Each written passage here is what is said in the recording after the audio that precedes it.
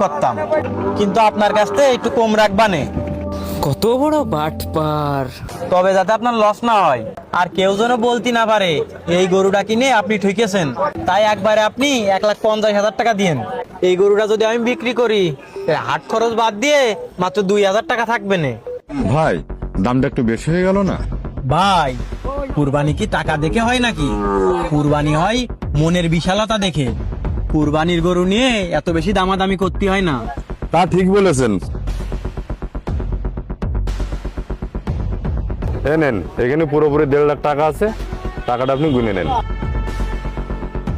Sir, আপনি হচ্ছে VIP মানুষ, এতে 2 টাকা বেশি থাকতে পারে, কিন্তু কম হবেন না।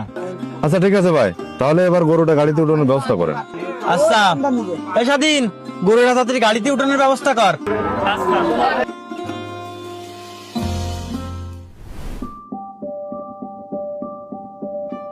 এ হাবিব, কই বাড়ি আছিস?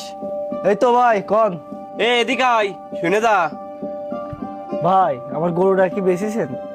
ওরে মনি, তুই কি কলির? আমি মরা গরু তাই বেচে দিই? এটা তো জ্যান্ত গরু। তা কই ভাই, কত বেচেছেন? দেন, টাকা দেন। তুমি তো গরুটারে ঠিক মতো তোত পালন করনি। তুমি যদি গরুটারে ভালো করে তোত পালন করতে, তাহলে গরুটা আমি ভালো দামে বিক্রি করতে পারতাম। এই নাও, 1,20,000 টাকা বেচেছি। এ তো পুরো আজরাইল।